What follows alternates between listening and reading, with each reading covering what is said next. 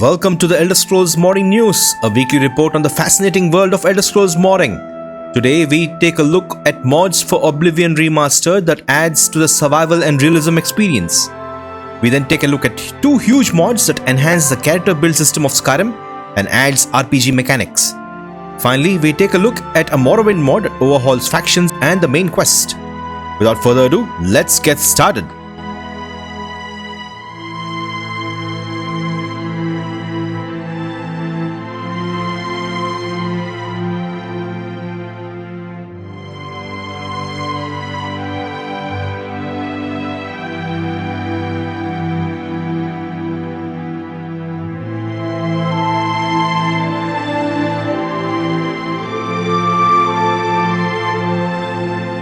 LvxMagick's Camping Bedroll Chair Chest is a mod that allows us to place a bedroll, a chair, and a chest anywhere in the wilderness.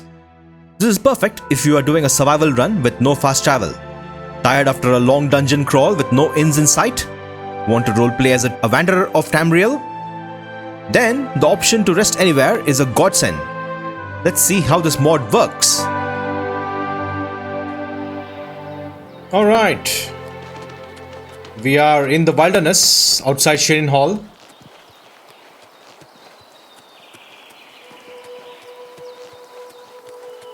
You can see imps and wolves. Can we camp here? Let's see. I'm trying to find a good spot to camp.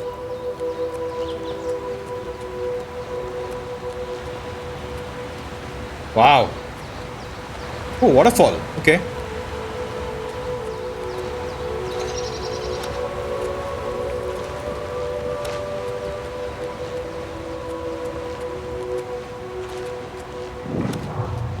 Lake Arias Caverns.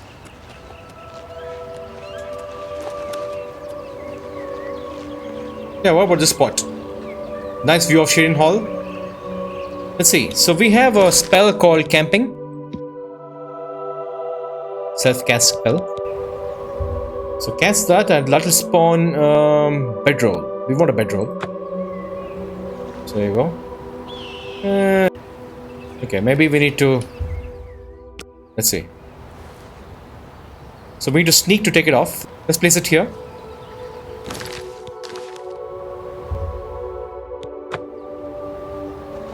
It sort of clips. That's fine. And you can also place a chair, I guess, right here, maybe.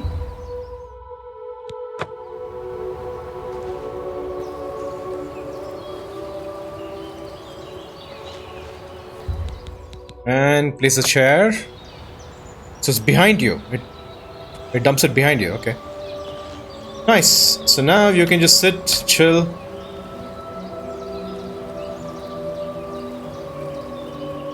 What time is it? 11 AM. Nice. So you can place these items anywhere in the world, which is such a huge bonus for, like, you know, if you're playing a survival mode playthrough, but you don't want to fast travel and a bed is far away. You can even spawn these in dungeons, so we'll test that out.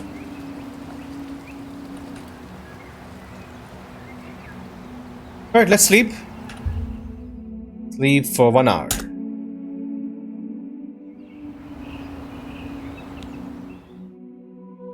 Ooh, level 11.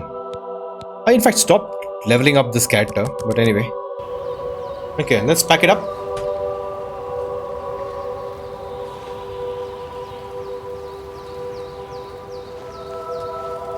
I wish we had tents just like campfire in Skyrim.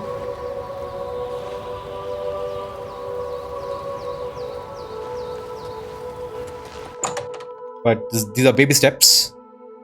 The Oblivion Remastered modding scene is just getting started. Let's see if we can place the bedroll here and sleep. Oh, we can. So great. Even... oh, chest. I'm skeptical about these chests, you know. You may lose your items, so I will never use that. Yeah, we have experienced all sorts of losses when playing Elder Scrolls game, so bed is fine. So I can sleep here for 1 more hour. Okay, so you can even spawn these in dungeons. Good. So a basic camping setup, perfect for like survival mode playthroughs. Thank you LvxMagick for creating a simple but much needed camping solution. Complete clutter and crop ownership adds ownership to all the random clutter containers and crops in cities and settlements across Cyrodiil and the Shivering Isles. This means that it is now a crime to take these items, which makes the game more difficult as there is less free stuff available. Yuppers, there is no free lunch anymore. Let's see the mod in action now. Alright, let's see. So we have a farming town right here. Okay, one farm. Crabs by the water recently. Have you heard any word about the other provinces? Many Argonians say they have been called back to Black Marsh. They disappear into the swamps and are never seen again. The land of the Argonians is a strange place indeed. Bye. These guys, instead of working, they are gossiping. These people have to be sent to Morrowind. Ridiculous. Okay, so the mod works perfectly. I can't steal crops from farms. Perfect. Because this is a very easy exploit, right? You go to farms, steal stuff and make restore fatigue potions and make thousands and thousands of gold. People do it because it's an exploit in the game, so you can't blame them. If you're totally interested in role-playing and not making it so easy to make money, then this is a great mod. So let's check out a few other farms. Let's go to the big farm area, Skingrad. Let's check there. Of course, this is the farming paradise, the bread basket. Alright. Oh, look at that, huh? The lighting is so good.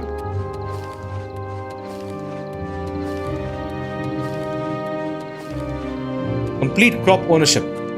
Hey! You're stealing your grapes.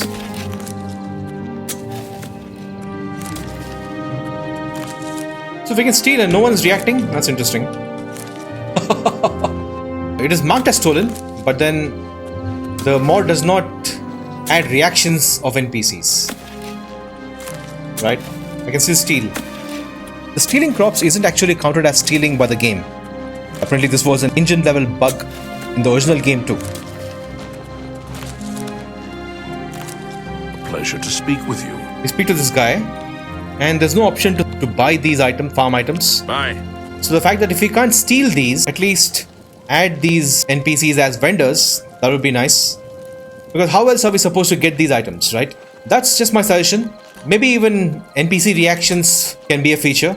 So yeah, I think this mod can have some enhancements and I hope PushTheWinButton works on these. Thank you PushTheWinButton for such an awesome mod.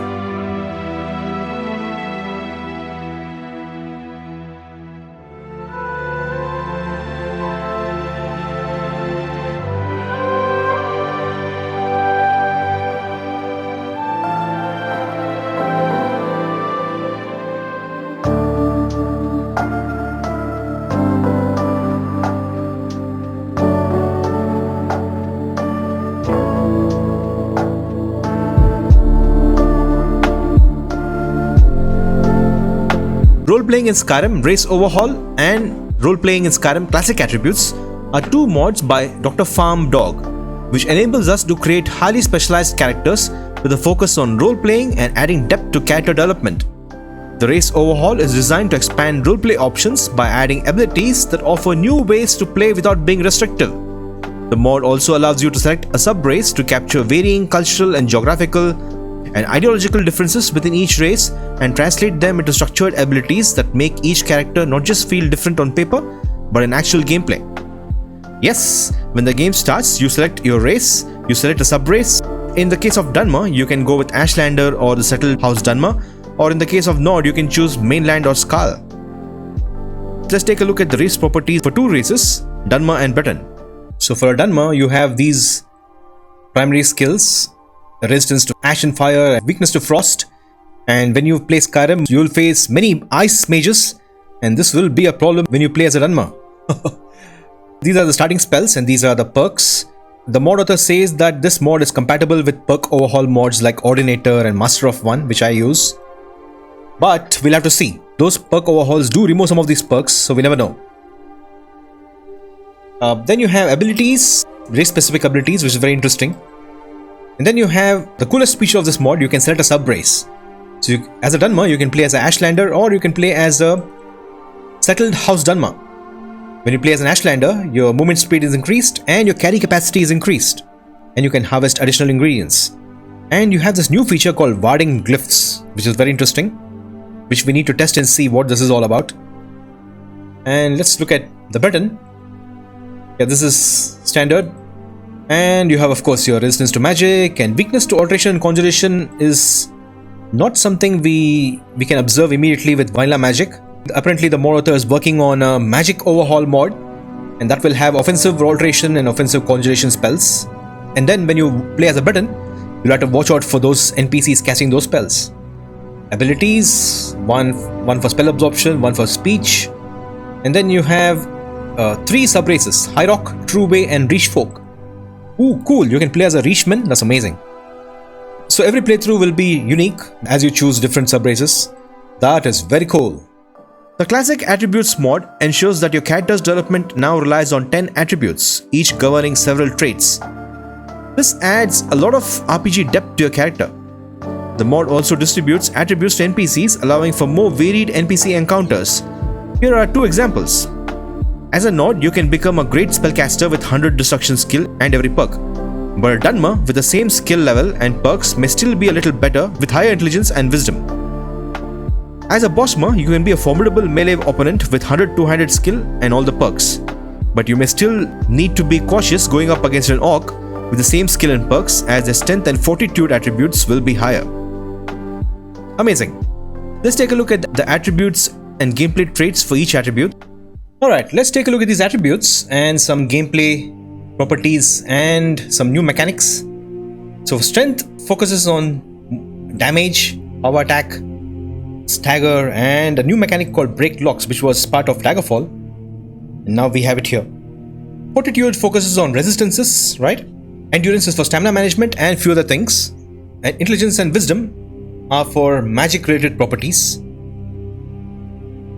Perception talks about sneak attacks, casting time, critical hit chance, avoidance of critical hit. Interesting. Agility is for movement speed, evasion, dagger damage. That's pretty interesting. If your character focuses on daggers, you don't have to put points on strength, right? You can totally focus on agility and critical hit damage as well. Then dexterity is all about lockpicking, poison, alchemy.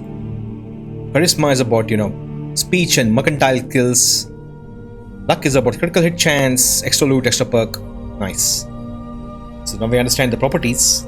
The mod author talks about how you can increase an attribute. This is interesting.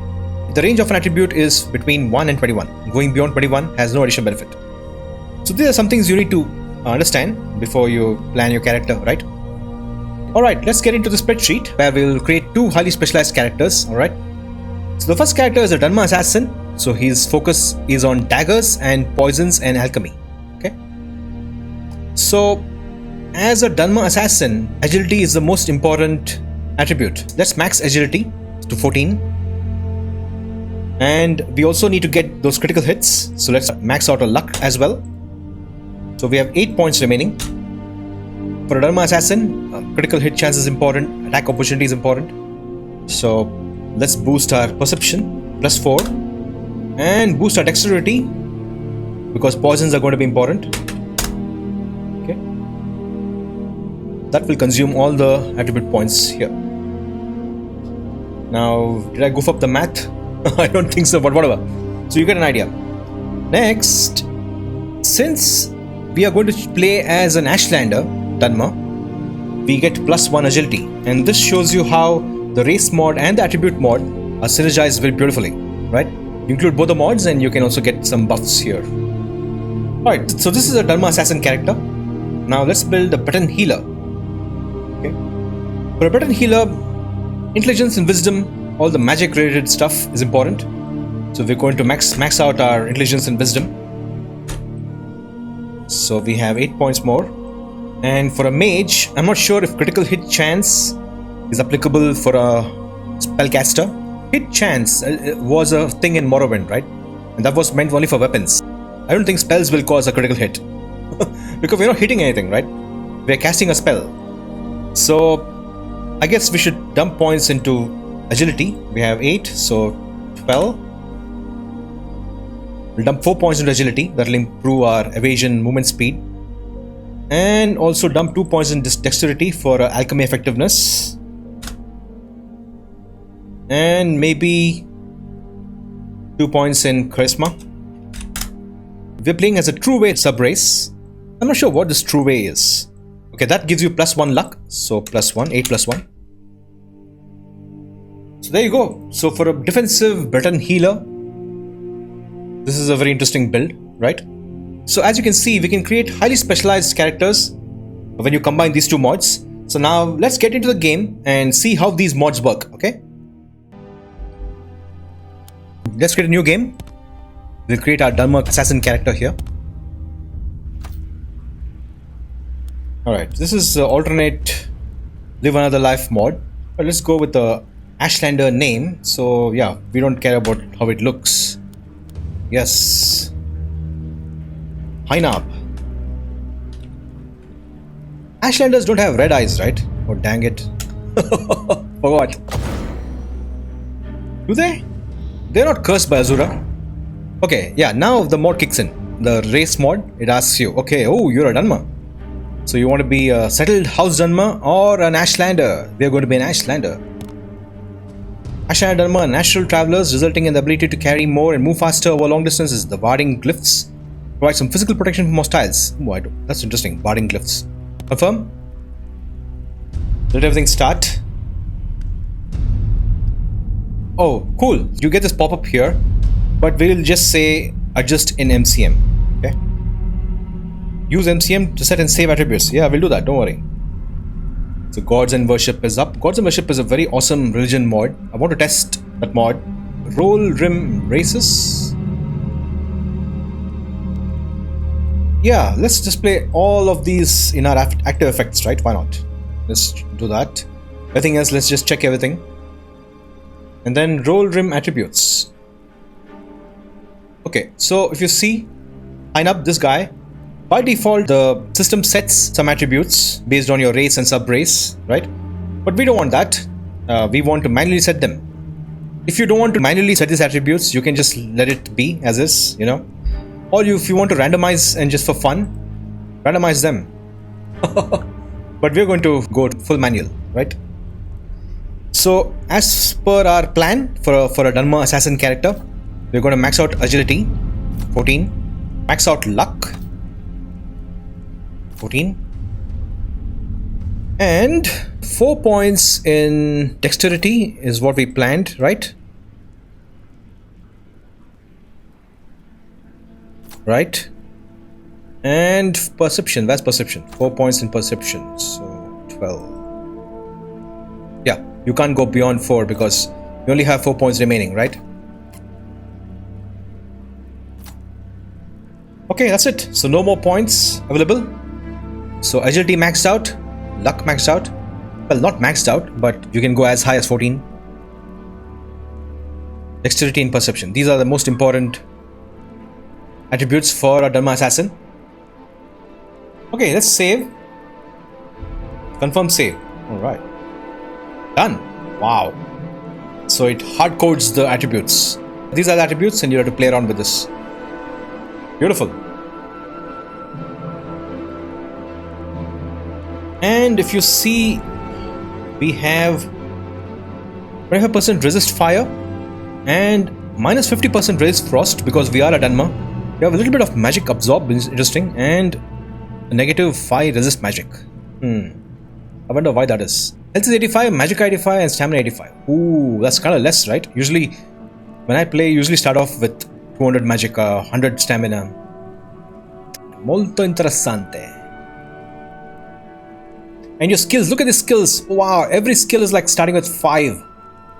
Destruction is 20, one-handed is 5. Oh no, this guy is a dagger guy. So he has to start grinding those dagger skills and get them to 20 soon. Alright, so our guy is ready. Approach, my child, and choose where your new life shall begin. Okay, camping in the woods. The woods can be so peaceful this time of year. Good hunting.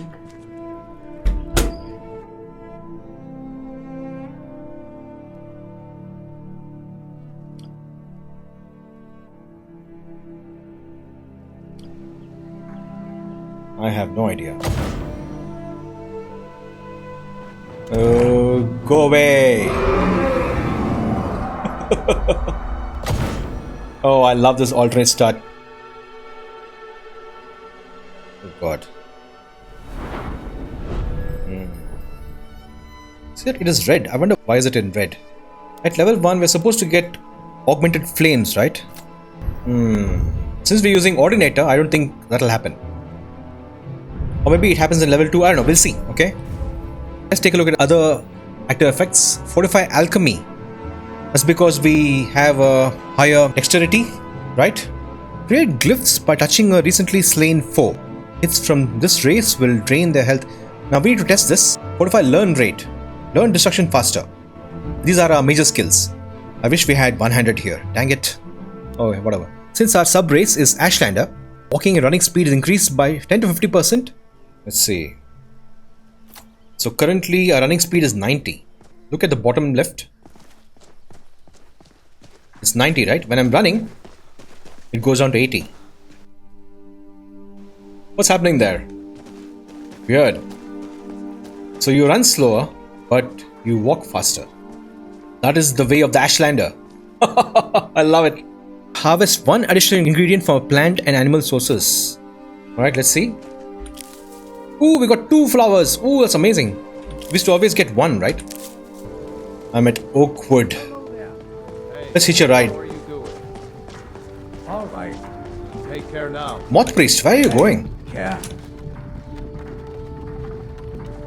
Hey. Moth Priest. Hey there. Hey, how are you doing? Not bad. See you around. They're chatting among themselves. That is so funny. Tidings. Hi. How are you? Just fine, thanks.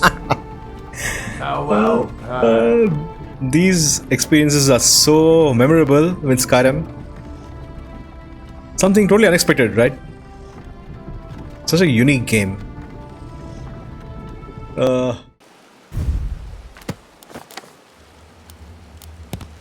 Alright, so if you look at our MCM, all of our attributes are as they were. Endurance is 8. Now I found this necklace. Endurance is increased by 2 points. So now our stamina was 85, that's boosted to 95, right? And attribute is boosted to 10. So these items are key to increasing our attributes. So you find these in the world. Very interesting. Next update will be my final update. I'm doing some adventuring here. The usual Ember Shard mine crap. I haven't done this mine in like so many years. Final words. After playing for an hour or so and leveling up to level 5, I have realized that we don't increase attributes after each level up like in Morrowind. We are only able to boost our character attributes by finding enchanted gear or drinking some fortify attribute potions. This is an interesting design. I don't know how I feel about not improving attributes every level. Maybe it makes sense. Increasing character attributes can take a lot of time in real life, and you don't just improve them by learning a few skills, right? So let me know what you guys think about this design aspect. For my Dharma assassin character with high agility and luck, I found out that a dagger did more damage compared to a mace. Both are one-handed weapons, both affect the one-handed skill. But as our character has higher agility compared to strength, daggers were more effective. These kinds of subtle character specialization traits were noticeable even at level 2, which is superb. This shows that the mod is working. Sub-races add special gameplay mechanics which will ensure that every playthrough won't be the same. I love both of these mods and will use them on a long playthrough. I would recommend you guys to try them out, and if you have any suggestions or observations, do share them in the comment section. Thank you DrPharmDawg for creating such awesome mods which adds a lot of RPG goodness to Skyrim.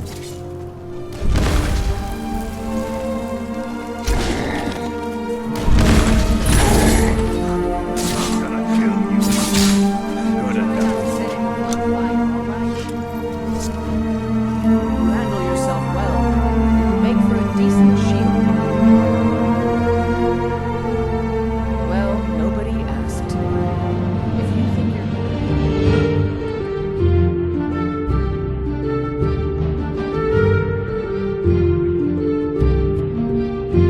Morrowind Extended Cut by Caeris is a complete story and dialogue overhaul for the Elder Scrolls 3 Morrowind. The mod author has bundled many of his quest mods, which he has worked on for 8 years, into an all-in-one package. One module enhances the Great House Lalu, the Morak Tong, the Tribunal Temple, and the Imperial Cult factions. Another module introduces massive new stories based on the Elder Scrolls lore. We get 70 new quests where we face off against Mani Marco and the Order of Black Worm. We indulge in a tale of the Dark Brotherhood's Eastern Civil War and the rise of the Mythic Dawn. And then we begin a thrilling adventure with the Kamona Tong, Morrowind's largest criminal organization. And then we have a module that completely overhauls the main quest experience, bringing you much more content to explore, including a brand new quest arc that unfolds during the main quest, long quest to find a hidden secret that has the power to change Morrowind's fate in the Tribunal Temple forever, and then you have a post-main quest content. This is some incredible effort by Caeris, and if you have played this overhaul, do share your experience in the comments. Alright guys, we have come to the end of this week's Elder Scrolls Morning News. Do share your comments and insights if you have tested these mods. Your experience will help others, and please endorse and support mod authors who give so much to the Elder Scrolls community. Thank you so much for watching, and may the Divines watch over you.